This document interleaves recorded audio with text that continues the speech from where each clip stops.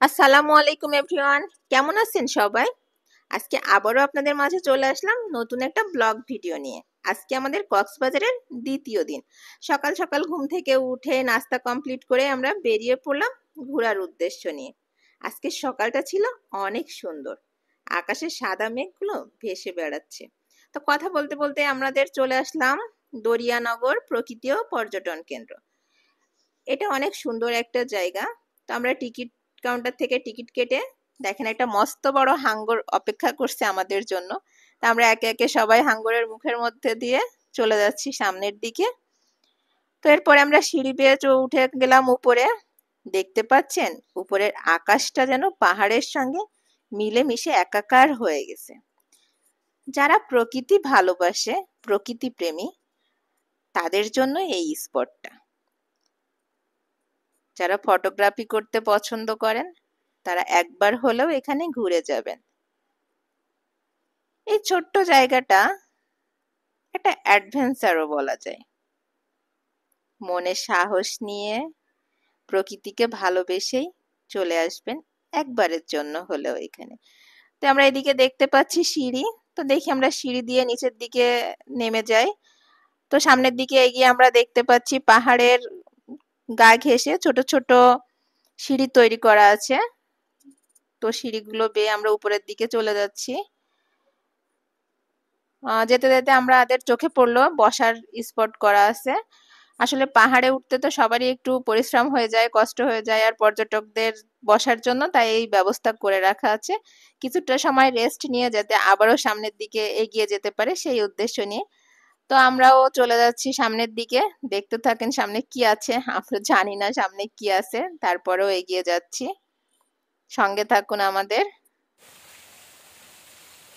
এই তো আমরা সামনে শুধু দেখতে পাচ্ছি পাহাড়, আর দূরে শুনতে পাচ্ছি পানির টুপটাপ আওয়াজ।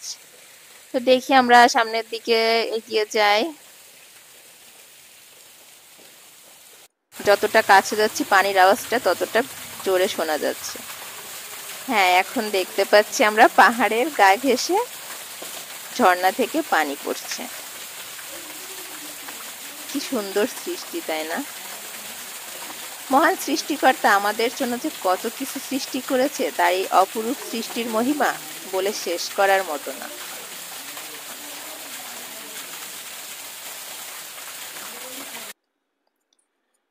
এরপরে আমরা সামনের দিকে আরেকটু এগিয়ে দেখতে পাচ্ছি আরেকটা রাস্তা আছে।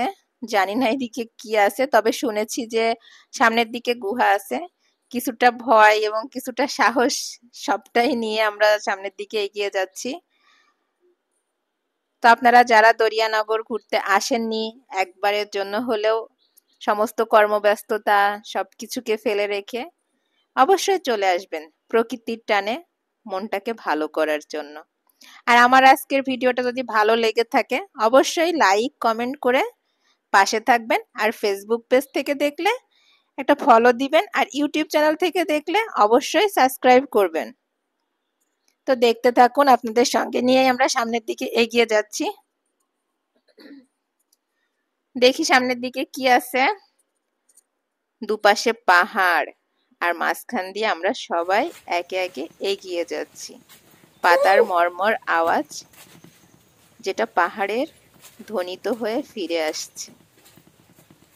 মন ছুঁয়ে যাওয়ার মতো একটা পরিবেশ। মনটা আসলে হারিয়ে যায় এমন পরিবেশ আসলে, তাই না? দুদিকে শুধু সুউচ্চ পাহাড়, আর আমরা চলে যাচ্ছি পাহাড়ের মধ্য দিয়ে।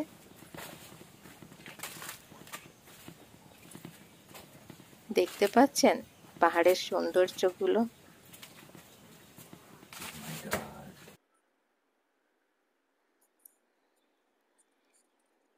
এই তো আমরা অনেকটা ভিতরে চলে এসেছি,